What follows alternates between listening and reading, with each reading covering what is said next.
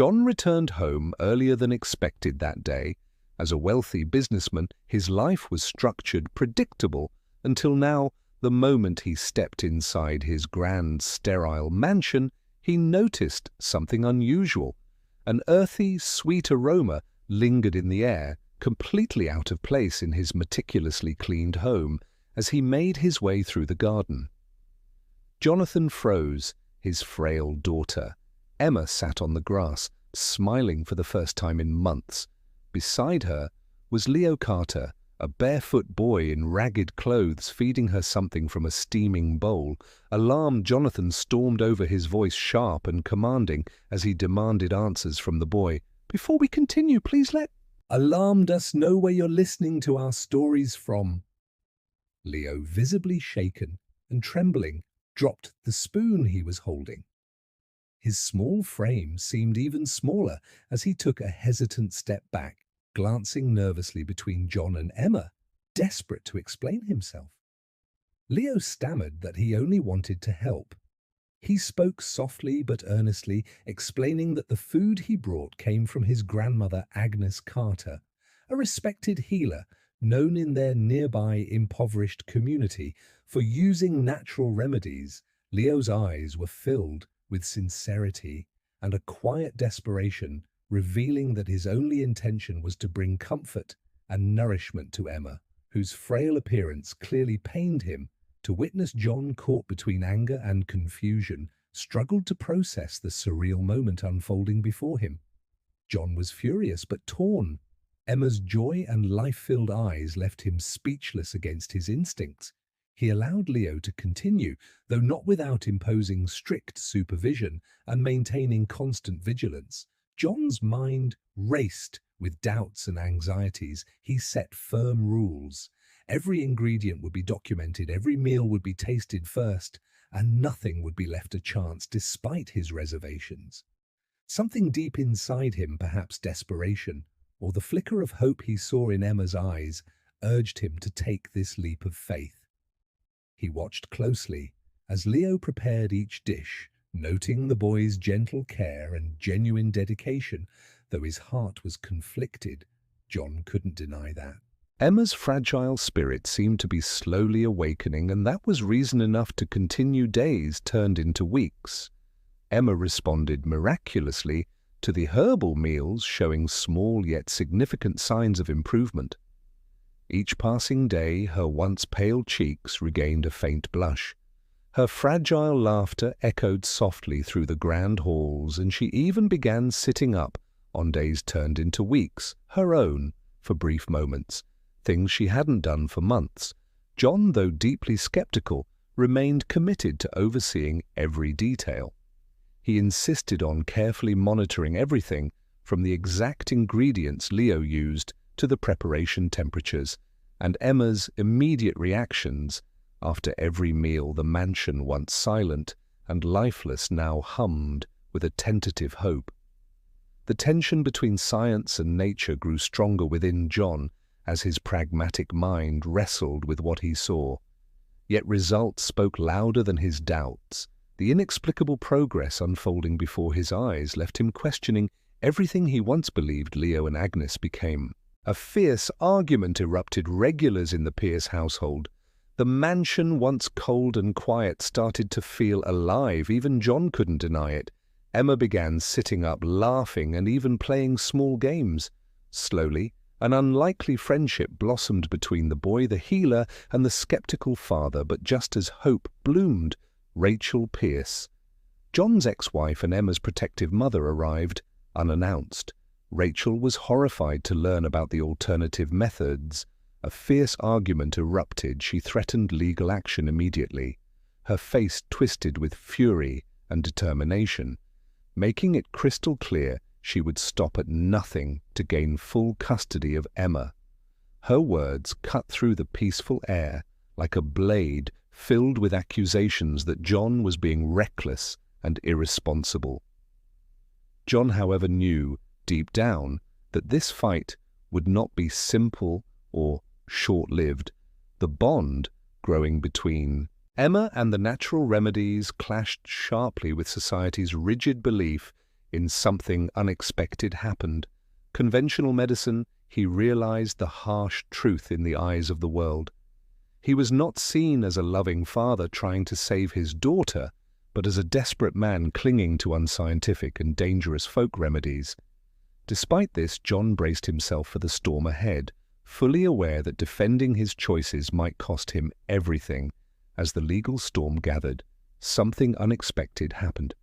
A simple video filmed by Leo with a shaky but heartfelt touch and later shared by market girl Hannah Miles, unexpectedly went viral. In the clip, Emma could be seen walking slowly but determinedly through the vibrant garden, her face lit up with a radiant and genuine smile that had been absent for far too long. She was no longer just John's fragile daughter, hidden away from the world. She had become a symbol of resilience and rebirth. The video captured not only her steps, but also the sounds of laughter, the chirping birds, and Leo's gentle encouragement in the background, creating disaster strikes an emotional resonance that touched hearts globally. The world saw Emma walking in the garden, smiling alive, hopeful, and brimming with the promise of new beginnings. Support and criticism flooded in the story, divided opinions across the globe, with the media frenzy intensifying. John strengthened his resolve. He knew he wasn't just fighting Rachel anymore, he was fighting society's expectations. Disaster struck when Emma suddenly fell ill. Fever seizures and rapid decline forced John to rush her to the hospital for days. She hovered between life and death, caught in a cruel limbo where every moment felt like an eternity. Her fragile body was pale, and still her once lively spirit seemingly fading with each passing hour. Hope flickered weakly, but he could not let go. Not yet. Rachel capitalized on the crisis, launching a brutal custody battle. John, broken and guilt-ridden, began questioning everything. Had he made a little garden terrible mistake at Emma's bedside? John faced his greatest test, but a visit from Leo and Agnes reignited his belief. They brought a miniature version of the garden, a simple yet lovingly crafted box filled with carefully selected herbs and a delicate tiny flower placed at its center. The herbs carried the familiar soothing fragrance of home and care, evoking memories of laughter and gentle afternoons spent among the blossoming plants. Leo, with his innocent yet earnest voice, explained that this tiny garden was meant to bring the spirit of hope and life directly to Emma's bedside, even if the real garden was far away. Agnes added softly that faith does not roar or demand attention. Instead, it grows slowly and quietly, just like the flower that now stood as a silent sentinel by Emma's side. In that moment, John felt something shift deep within him, as if the walls of fear and doubt he had built around his heart had begun to gently crumble. Emma, in her weak state, whispered, "Papa Garden." That restored John's strength. Fragile word. Restored John's strength against all odds. Emma recovered step by step. She regained her strength with guidance from physiotherapist Alex Moreno and support from Leo and Agnes. She took her first unassisted steps. Rachel, seeing the undeniable progress, softened at last, though it took time for her rigid skepticism to ease. Witnessing Emma's transformation firsthand, the sparkle returning to her daughter's eyes, the renewed energy in her delicate steps stirred something deep within Rachel's heart.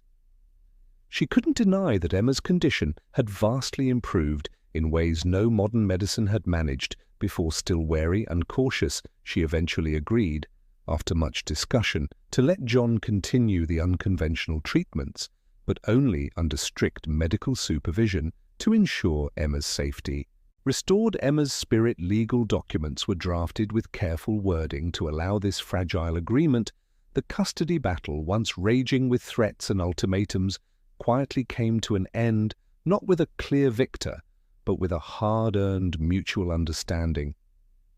Both parents now recognize they shared the same goal, Emma's happiness and recovery.